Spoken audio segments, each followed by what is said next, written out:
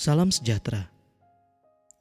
Anda sementara mendengarkan transkrip pendalaman Alkitab hari kedua dari Revival of Faith, Sekilas Injil, persiapan menuju kebangunan rohani sejati, Senin 13 April 2020, dengan judul Pembuat Kejahatan, oleh Christopher Brian Tambanua.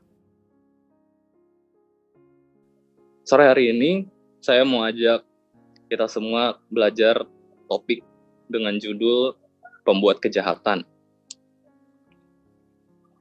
Frase ini muncul di dalam Alkitab Bahasa Indonesia di dalam Matius pasal 7 ayat 23. Matius pasal 7 ayat 23. Coba kita buka ayatnya.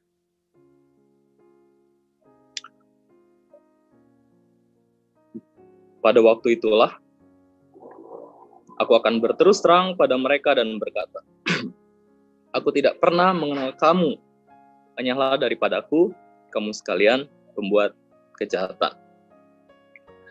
Semua orang sepakat, agama-agama semawi yang mengajarkan adanya surga sepakat bahwa orang-orang yang berbuat jahat tidak akan masuk ke dalam kerajaan surga. Itu pasti, jelas.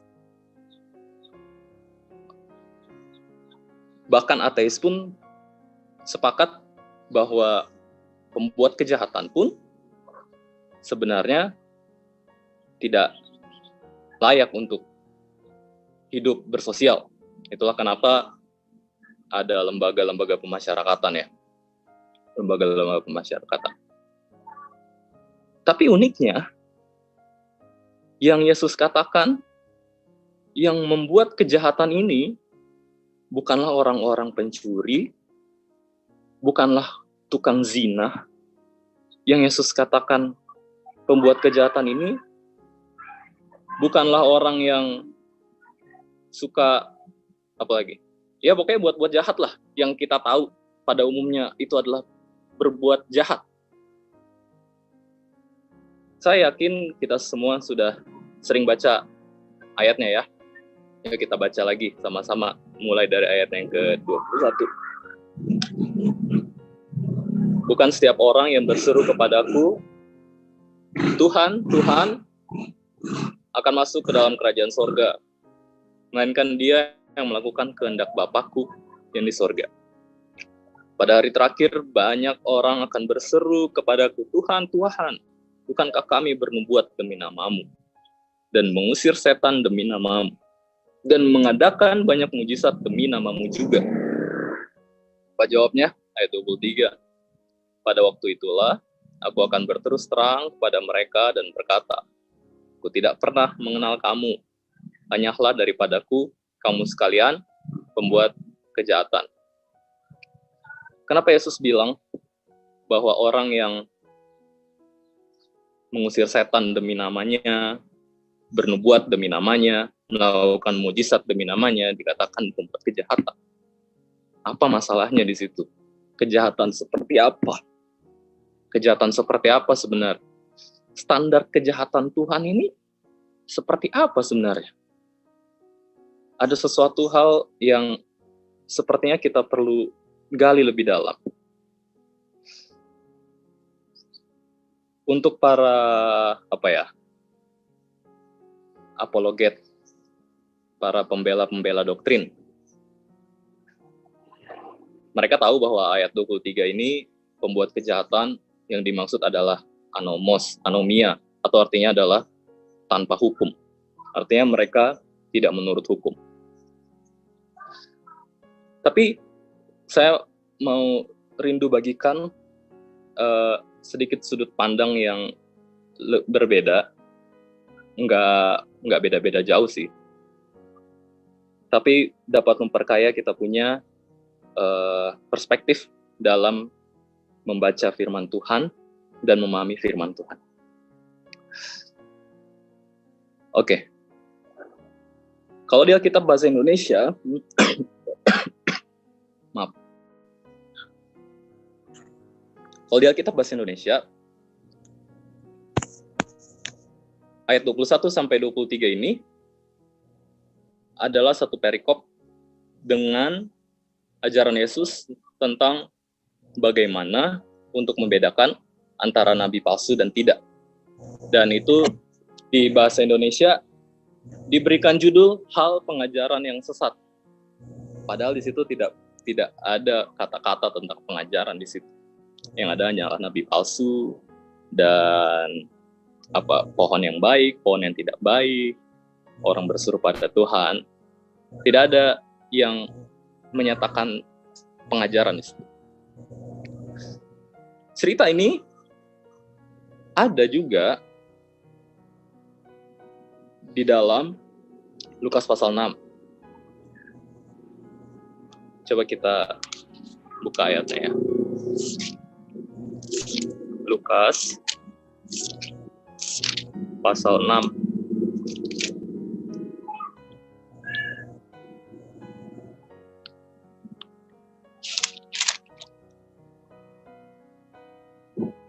Oh, wait.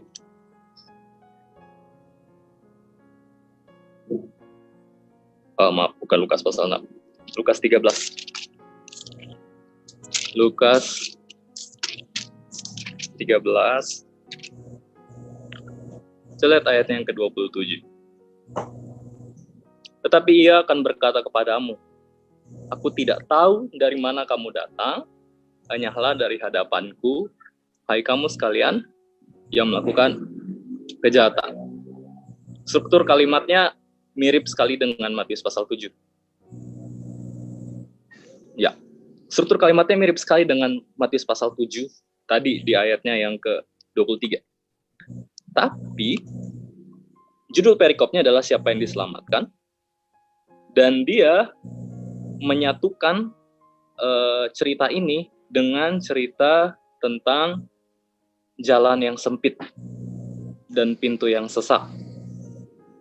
Jadi kalau kita baca di Matius 7, seharusnya dia dimulai dari ayat 13 sampai ayat 23. Seharusnya itulah keseluruhan pokok dari subtopik pengajaran ini. Seringkali karena adanya pemisahan perikop dan pemisahan chapter membuat kita sedikit mengalami distraksi ya, mengalami sedikit hambatan, gangguan, dan kadang-kadang itu memperhambat kita untuk mengerti firman Tuhan lebih tepat. Jadi seharusnya cerita ini dibaca dari ayat 13 sampai ayatnya yang ke-23. Sekarang mari kita baca. Masuklah melalui pintu yang sesak itu, karena lebarlah pintu dan luaslah jalan yang menuju kepada kebinasaan. Dan banyak orang yang masuk melaluinya. Karena sesaklah pintu dan sempitlah jalan yang menuju kepada kehidupan, dan sedikit orang yang mendapatinya. Waspadalah terhadap nabi-nabi palsu yang datang kepadamu dengan menyamar seperti domba. Tetapi sesungguhnya mereka adalah serigala yang buas. Dari buahnya lah kamu akan mengenal mereka. Dapatkah orang memetik buah anggur dari semak duri, atau buah ara dari rumput duri? Demikianlah setiap pohon yang baik menghasilkan buah yang baik, sedang pohon yang tidak baik menghasilkan buah yang tidak baik. Tidak mungkin pohon yang baik itu menghasilkan buah yang tidak baik, ataupun pohon yang tidak baik itu menghasilkan buah yang baik. Dan setiap pohon yang tidak menghasilkan buah yang baik pasti ditebang dan dibuang ke dalam api. Jadi dari buahnya lah kamu akan mengenal mereka. Dan seterusnya. Begitulah kurang lebih pembacaan topik ini seharusnya. Yang uniknya, di Lukas 13 itu, yang Yesus katakan tentang orang yang dia bilang, aku tidak pernah kenal kamu, nyala daripada kamu sekalian pembuat kejahatan, adalah orang-orang yang seperti apa? Coba kita lihat Lukas 13 ayat 27 tadi. Kita baca aja dari ayatnya yang ke-23. Ini supaya kita dapat gambaran luasnya ya. Ada seorang yang berkata kepadanya, "Tuhan, sedikit sajakah orang yang diselamatkan?" Jawab Yesus pada orang-orang di situ, "Berjuanglah untuk masuk melalui pintu yang sesak itu. Sebab aku berkata kepadamu, banyak orang akan berusaha untuk masuk, tapi tidak akan dapat. Jika tuan rumah telah bangkit dan telah menutup pintu, kamu akan berdiri di luar dan mengetok-ngetok pintu sambil berkata, 'Tuan, bukakanlah kami pintu.' Dan ia akan menjawab dan berkata kepadamu, 'Aku tidak tahu dari mana kamu datang.' Maka kamu akan berkata, 'Kami telah makan dan minum di hadapanmu, dan engkau telah mengajar di jalan-jalan kota kami.' Tetapi ia akan berkata kepadamu, 'Aku tidak tahu dari mana kamu datang.' Enyahlah dari hadapanku, hai kamu sekalian yang melakukan kejahatan." Dari sini kita bisa dapat gambaran yang lebih luas tentang siapa yang Yesus maksudkan, atau karakteristik dari orang-orang yang Yesus maksudkan tentang mereka yang berbuat kejahatan. Matius katakan yang berbuat kejahatan itu adalah mereka berseru, "Tuhan, Tuhan, kami bernubuat demi namamu, usir setan demi namamu, adakan mujizat demi namamu." Tuhan bilang, kamu pembuat kejahatan. Lukas bilang, kami makan sama kamu, kami minum sama kamu, satu meja makan. Setiap hari mendengar pengajaran Yesus. Tapi Yesus tidak kenal. Tapi mereka tidak dikenal. Karena dianggap mereka sedang berbuat kejahatan. Jangan sampai kita sekarang sedang terperdaya. Kita anggap bahwa selama ini kita sedang ada di jalur yang benar. Kita anggap selama ini hidup saya sudah sangat bagus sekali. Sangat rohani. Dan bahkan kalau dibandingkan dengan orang lain, hidup saya sangat rohani. Saya hidup sangat saleh. Semua hukum-hukum Tuhan saya buat bahkan sejak dari kecil. Atau mungkin kalau ada orang yang bukan Advent dari kecil, pokoknya sejak saya jadi Advent, semua hukum Tuhan saya sudah buat. Kira-kira kemudian kalau Tuhan bilang, aku tidak mengenal kamu, nyesek ya, sakit hati ya. Sakit hati. Tapi Yesus nggak serta-merta pengadilannya, cara dia menghakimi adalah seenaknya dia. Oh, orang ini sudah buat sekian banyak, kemudian karena Tuhan nggak suka, saya bilang kamu pembuat kejahatan. Enggak. Ada alasan kenapa mereka disebut pembuat kejahatan.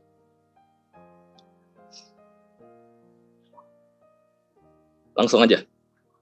Alasannya adalah, jangan dulu. Kita bahas dari mana bagusnya ya? Dari buah atau langsung dari ayat 21? Ayat 21 aja dulu. Ayat 21. Bukan setiap orang yang berseru padaku, Tuhan, Tuhan akan masuk ke dalam kerajaan sorga, melainkan dia yang melakukan kehendak Bapakku yang di sorga. Jadi orang yang sedang membuat kejahatan di mata Tuhan ini, bagi Tuhan, mereka sedang tidak melakukan kehendak Bapa. Tapi di pandangan mereka, mereka sedang melakukan kehendak Bapa. Sekarang apa kehendak Bapa? Jangan sampai kita salah mengerti. Apa kehendak Bapa? Apakah kehendak Bapa kita membaptiskan orang sebanyak mungkin? Apakah kehendak Bapa kita buat gereja semegah-megahnya?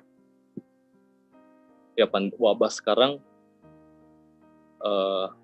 membuktikan bahwa ternyata bangunan itu semua ya. Apa kehendak Bapa adalah kita dirikan sekolah kah, dirikan rumah sakit, atau ya jadi misionaris dan lain sebagainya. Kira-kira apa kehendak Bapa ini? Mari kita lihat statement Yesus tentang apa itu kehendak Bapa. Kita buka Yohanes pasal 6. Yohanes 6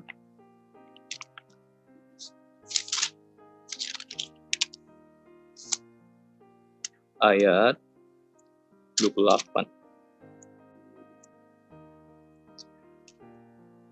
Orang-orang Yahudi datang ke Yesus, kemudian mereka tanya ke Yesus, apa yang harus kami perbuat supaya kami mengerjakan pekerjaan yang dikehendaki Allah? Bagaimana Yesus menjawab? Inilah pekerjaan yang dikehendaki Allah, yaitu hendaklah kamu percaya kepada Dia yang telah diutus Allah. Jadi kehendak Tuhan, pekerjaan yang dikehendaki Bapa adalah supaya kita pribadi percaya kepada Dia yang telah diutus Allah. Siapa Dia ini? Yesus. Siapa Yesus? Firman yang telah jadi daging. Yesus adalah firman yang telah menjadi manusia. Yesus adalah Alkitab yang jadi manusia. Itu Yesus. Dan Yesus katakan bahwa pekerjaan yang dikehendaki Allah adalah mempercayai Dia. Mempercayai Dia yaitu mempercayai firman Tuhan seutuhnya. Firman Tuhan seutuhnya. Sekarang kita mungkin bisa sedikit berbangga sebagai orang Advent. Dibandingkan dari semua denominasi, Gereja Advent lah yang paling meninggikan hukum Tuhan. 10 hukum. Tidak ada 10 hukum yang ditoleransikan secara ajaran ya, oleh Gereja Advent. Tapi bagaimana secara pribadi? Bagaimana secara pribadi? Saya mau ajak kita untuk sedikit belajar bagaimana kehidupan Rasul Paulus ketika dia menjadi orang Farisi. Mari kita buka ayatnya di dalam Filipi 3.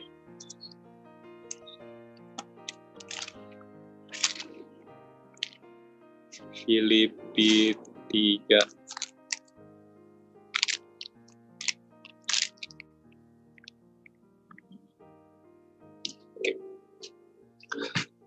Sebelum kita baca, saya mau memberikan satu pertanyaan. Pertanyaannya adalah, apa motivasi yang alkitabiah agar seseorang jadi Kristen? Kira-kira seseorang jadi Kristen dan tetap jadi Kristen, seharusnya karena apa? Seharusnya karena apa? Mari kita lihat pengalaman Rasul Paulus. Kita buka Filipi pasal 3. Ayatnya yang ke-4. Ya. Sekalipun aku juga ada alasan untuk menaruh percaya pada hal-hal lahiriah, jika ada orang lain menyangka dapat menaruh percaya pada hal-hal lahiriah, aku lebih lagi. Disunat pada hari ke-8 dari bangsa Israel, dari suku Binyamin, orang Ibrani asli. Tentang pendirian terhadap hukum Taurat, aku orang Farisi. Rasul Paulus memang orang Farisi ya. Tentang kegiatan, aku menganiaya jemaat. Tentang kebenaran dalam mentaati hukum Taurat, aku tidak bercacat. Coba lihat. Rasul Paulus mengingatkan pembacanya bahwa hal-hal lahiriah, hal-hal yang hanya kelihatan di luar itu, seharusnya tidaklah dibanggakan. Kalau mau dibanggakan, kehidupannya yang lama adalah kehidupan yang penuh kebanggaan.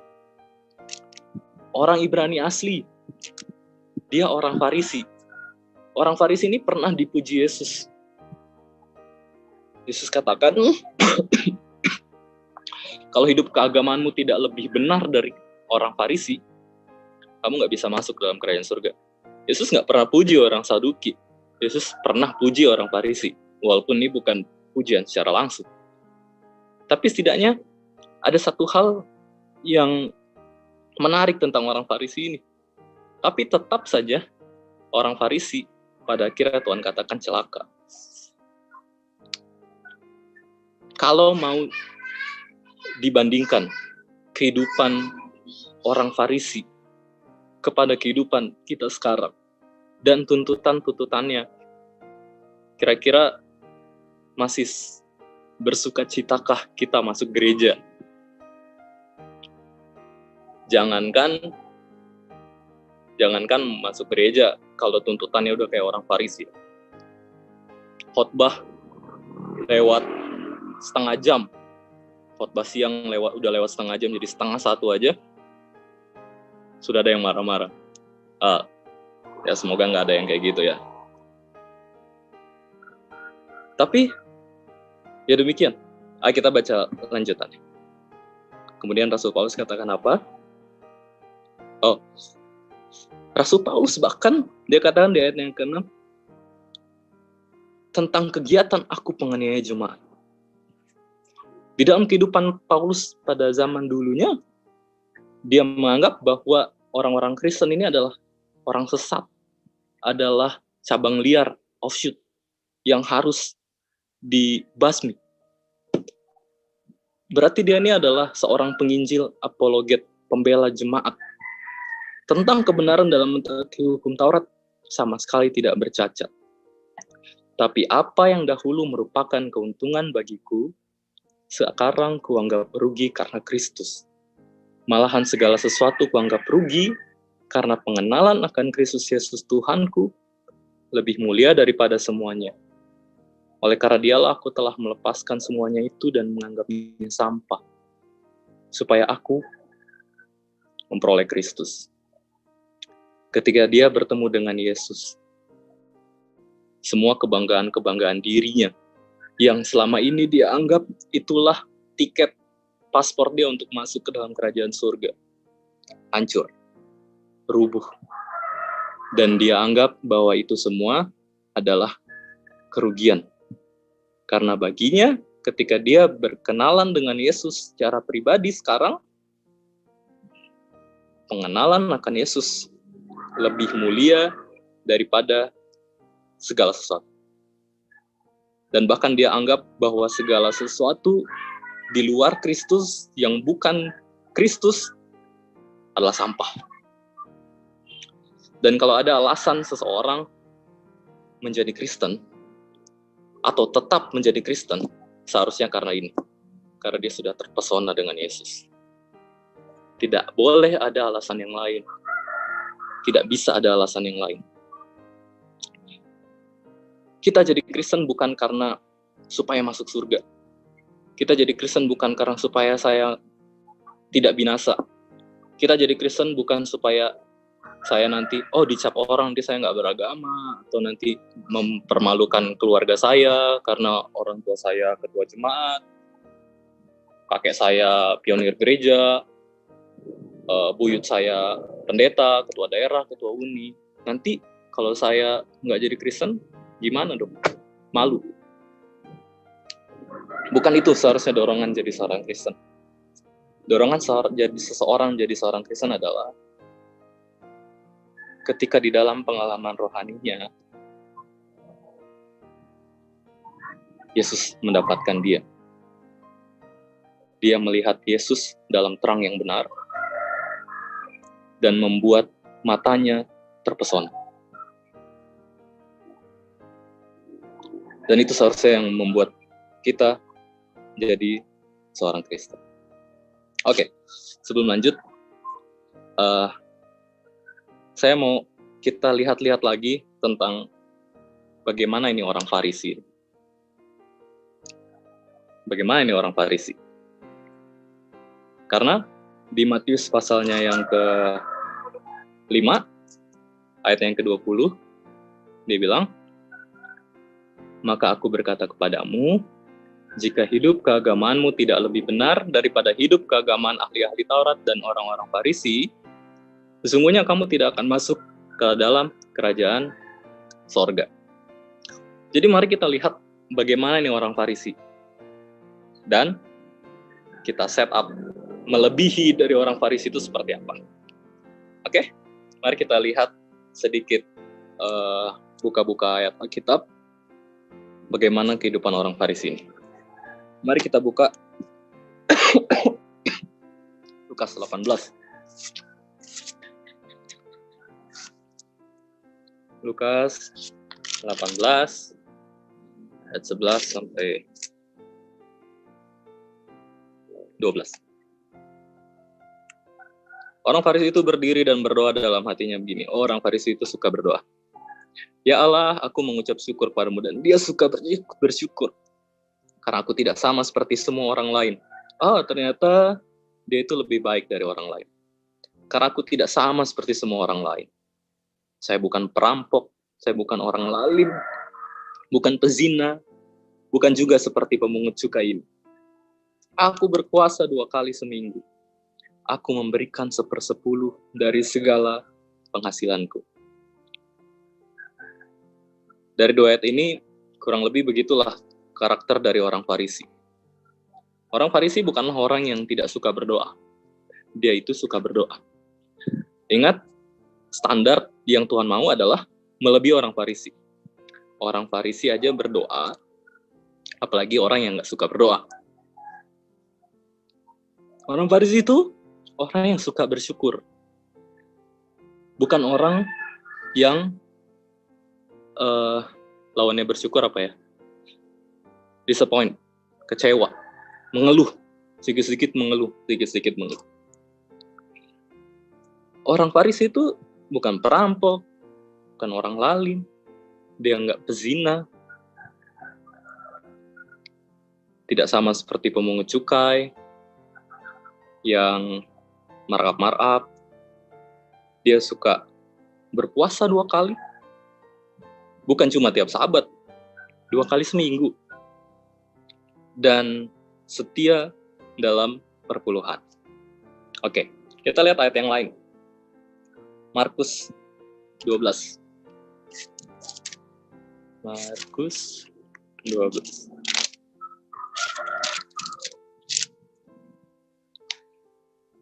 Markus 12.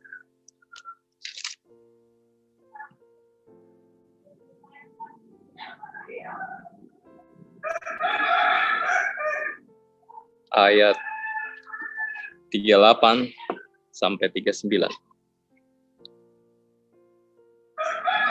Dalam pengajarannya Yesus berkata, "Hati-hatilah terhadap ahli Taurat yang suka berjalan-jalan memakai jubah panjang dan suka menerima penghormatan di pasar, yang suka duduk di tempat terdepan di rumah ibadat dan di tempat terhormat dalam perjamuan."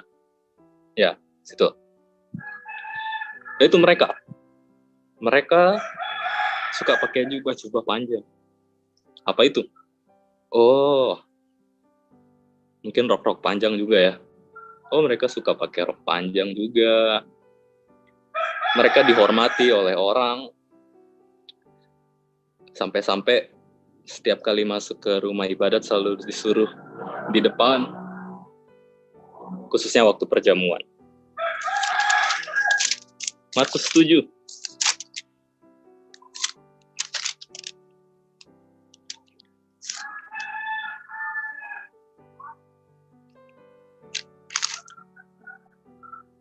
Ayat 1 sampai 4. Ayat 3 aja langsung.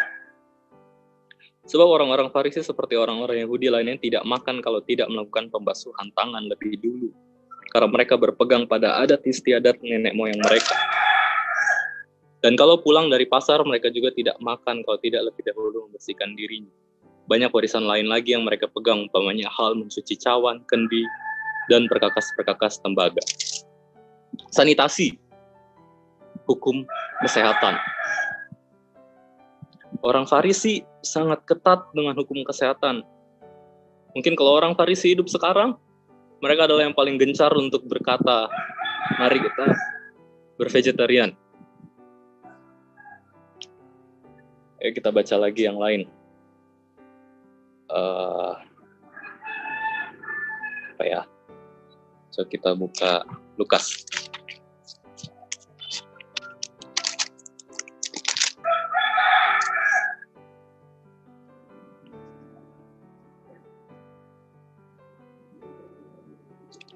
Lukas 20.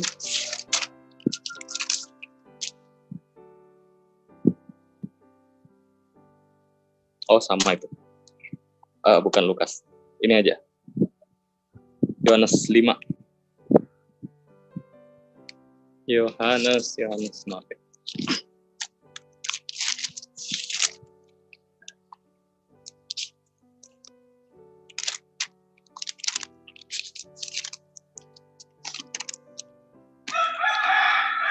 Yohanes 5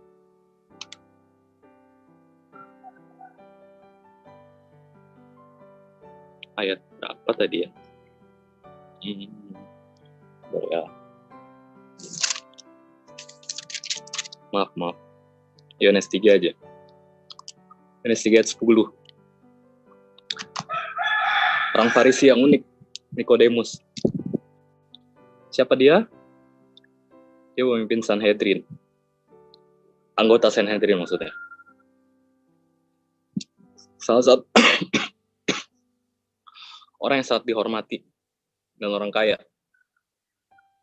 Yohanes 3 ayat 10 katakan, jawab Yesus, engkau adalah pengajar Israel, dan engkau tidak mengerti hal-hal itu. Jadi orang Farisi juga adalah pengajar Israel. Mereka adalah penafsir Alkitab. Mereka adalah orang-orang yang biasa memberikan khotbah dan memberikan komentar-komentar terhadap kita. Bisa dikatakan mereka ahli dalam teologi, dalam berfilsafat. Jadi dari beberapa ayat yang kita baca tadi tentang orang Farisi, mereka dress reform, mereka health reform, mereka sangat disiplin dalam kehidupan keagamaan, berdoa, berpuasa 2 kali seminggu, mengucap syukur, dan semua kualitas-kualitas baik lainnya. Dan Tuhan bilang bahwa standar surga lebih dari itu.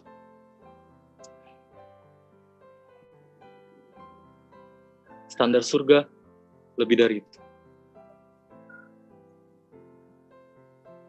Bagaimana itu ya? Kemudian bagaimana kita bisa masuk ke dalam kerajaan surga? Tapi ada sesuatu hal yang membuat orang Farisi tersandung. Apa itu? Matius 23.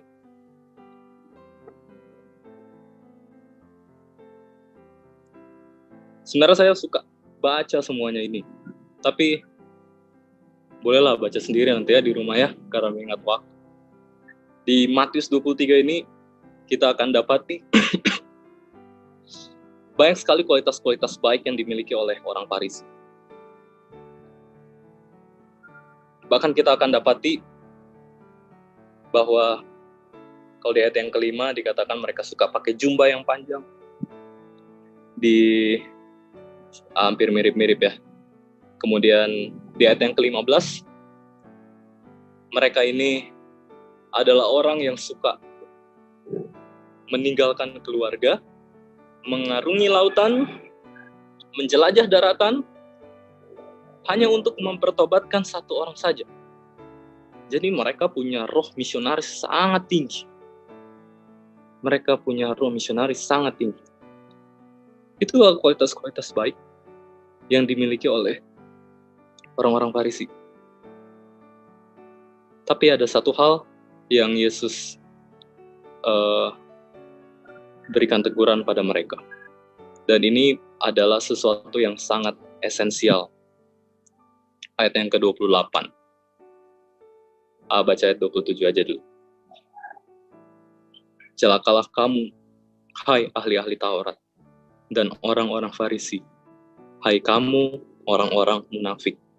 Sebab kamu sama seperti kuburan yang dilabur putih, yang sebelah luarnya memang bersih tampaknya, tetapi yang sebelah dalamnya penuh tulang belulang dan berbagai jenis kotoran. Demikian jugalah kamu. Di sebelah luar, kamu tampaknya benar di mata orang. Tetapi di sebelah dalam, kamu penuh kemunafikan dan kedurjanaan. Kemarin kita sudah mempelajari kan tentang penurutan lahiriah, kebenaran lahiriah. Dan inilah yang terjadi pada orang Farisi.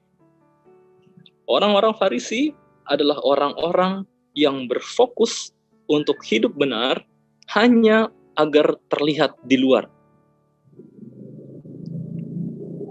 Mereka hanya fokus untuk memoles kehidupan luar mereka saja. Mereka hanya fokus untuk memoles bagaimana supaya orang melihat saya rohani. Bagaimana supaya orang melihat bahwa saya layak untuk dipilih jadi ketua jemaat.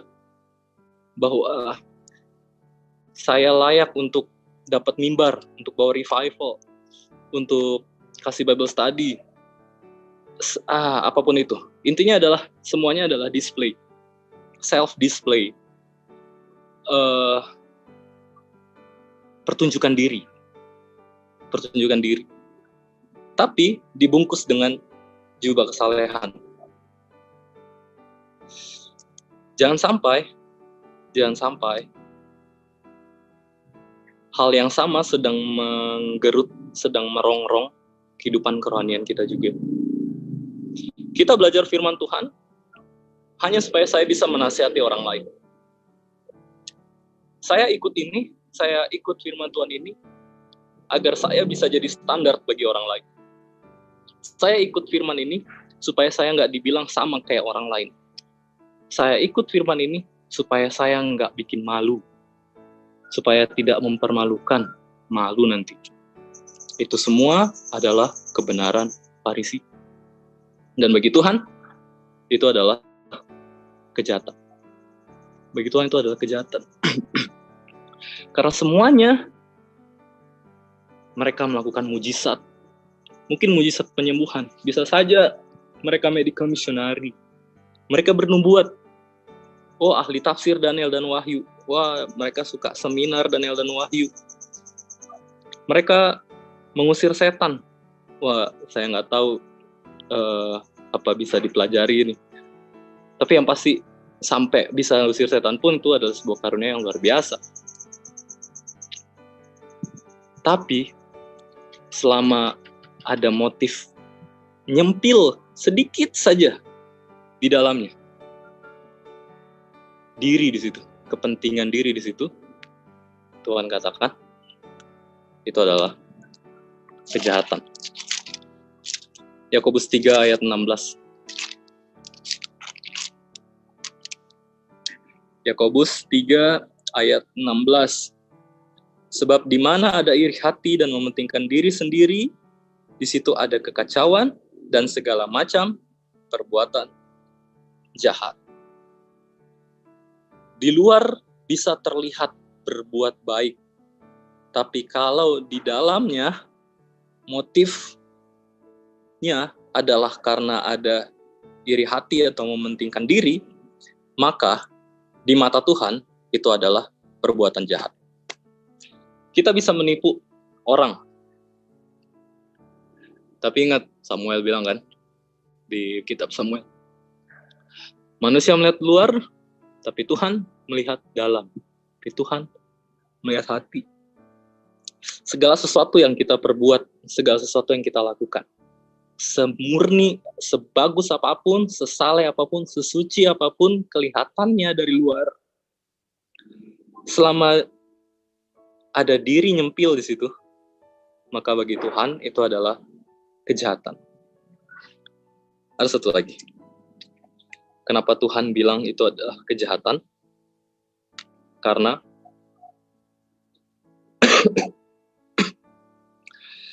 Matius ayat 22, dia bilang, Tuhan, Tuhan, bukankah kami bernubuat demi nama-Mu? Jadi mereka melakukan semuanya itu, semua penurutan yang mereka lakukan itu, tolong di circle kata kami itu, semua yang diperbuat olehnya, penurutannya, bantuannya, donasi-donasinya, apalagi, ya pokoknya perbuatan-perbuatan baiknya, dia kreditkan atas namanya. Dan bagi Tuhan, itu kejahatan. Karena tidak ada nama lain yang surga kenal, kecuali satu nama. Apa? Yesus. Kecuali Yesus yang dikreditkan. Bukan hanya karena pengakuan saja ya, tapi benar-benar dari dalam hati. Benar-benar dari dalam hati. Bahwa benar-benar itu adalah Yesus yang melakukan. Benar-benar dari dalam hati bahwa dorongan Kristus itulah yang melakukannya. Itulah yang akan memberikan kita jaminan bahwa buah ini sudah benar. Saya mau bagikan satu kutipan, tapi tadi lupa. Itu ada di buku Early Writings, halaman 97. Dengan judul babnya adalah Gospel Order atau Peraturan Injil. Orang-orang yang tidak dipanggil oleh Tuhan, umumnya adalah mereka yang paling percaya diri bahwa mereka itu dipanggil. Dan bahwa usaha-usaha mereka adalah sangat penting. Mereka pergi ke ladang dan do not generally exert a good influence. Bahkan nanti kalau kita baca di bawahnya, dibilang begini, bahkan sekalipun hasil dari perbuatan mereka memberikan keberhasilan yang luar biasa, itu tidak menjamin bahwa mereka sedang dipanggil Allah. Justru jadinya adalah mereka hanya akan menjadi kutuk bagi ladang Tuhan. Ya, kurang lebih itu. Nanti bisa dibaca sendiri di rumah. Saya cuma kasih dia punya referensinya saja.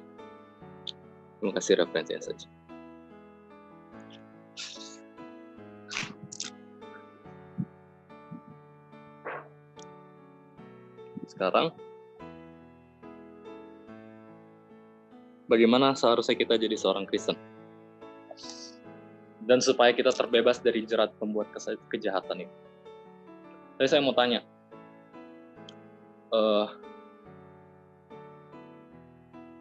apa yang membuat saudara tetap Kristen saat ini? Mungkin beberapa orang akan jawab dalam hati, karena Kristen adalah agama yang benar. Kalau saya masuk agama yang benar, maka saya bisa jadi orang benar. Dan kalau saya jadi orang benar, maka saya bisa terlepas dari kebinasaan. Saya bisa masuk ke dalam kerajaan surga. Atau ada orang juga yang akan berkata, tadi, karena orang tua, karena keluarga. Jadi dia hanya ikutin tradisi, kebudayaan hidup dari keluarganya saja. Intinya semuanya, kalau motivasi kita masih tetap menjadi orang Kristen, masih memiliki motivasi kepentingan diri seperti itu, cepat atau lambat kita akan murtad. Saya ulang, kalau motivasi kita tetap jadi orang Kristen sampai saat ini, masih dipengaruhi oleh karena cinta diri dan kepentingan diri, supaya saya tidak binasa, supaya saya bisa masuk surga, maka cepat atau lambat kita akan murtad. Kalau ada satu-satunya motivasi yang benar seseorang menjadi Kristen dan tetap menjadi Kristen sampai saat ini. Cuma satu. Bukan supaya diberkati, bukan supaya tidak binasa, supaya tidak kena kutuk, supaya bisa masuk ke dalam kerajaan surga. Tidak. Tapi karena ini, satu-satunya alasan atau upah yang paling menarik hati orang Kristen untuk tetap menjadi pengikut Kristus adalah cuma satu. Apa itu? Mengenal Yesus. Bagi orang Kristen, mengenal Yesus adalah sesuatu yang paling berharga, melebihi daripada emas di surga, melebihi daripada tidaknya dibakar di neraka. Yang paling berharga bagi orang Kristen adalah dia bisa mengenal Yesus. Sudahkah kita anggap mengenal Yesus itu adalah momen paling berharga dalam hidup kita? Sudahkah kita menganggap bahwa waktu-waktu terbaik di setiap hari itu adalah ketika kita bertemu Yesus? Itulah yang akan menjamin kita untuk tidak akan jatuh dalam pencobaan-pencobaan besar. Bahkan orang Kristen yang benar-benar sudah memiliki tabiat Kristus dan betul-betul terpesona dengan Kristus, dia akan mengatakan sebagaimana Musa dan sebagaimana Rasul Paulus katakan. Kita buka ayatnya ya. Keluaran 32 ayat 32.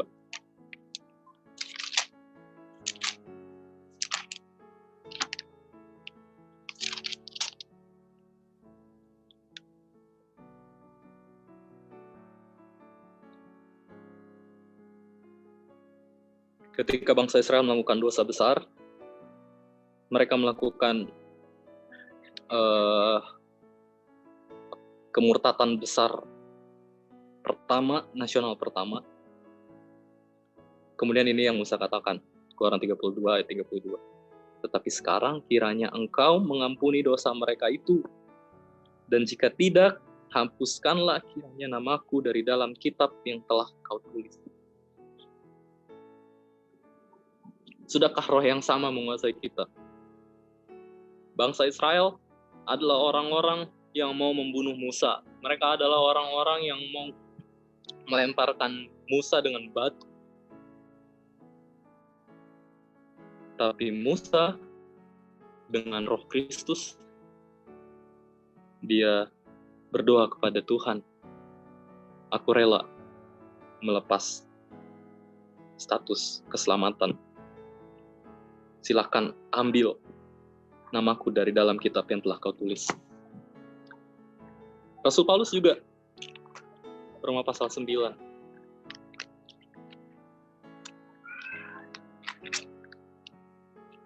Roma pasal 9.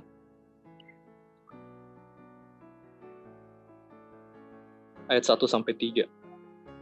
Aku mengatakan kebenaran dalam Kristus, aku tidak berdusta. Suara hatiku turut bersaksi dalam Roh Kudus bahwa aku sangat berduka cita dan selalu bersedih hati.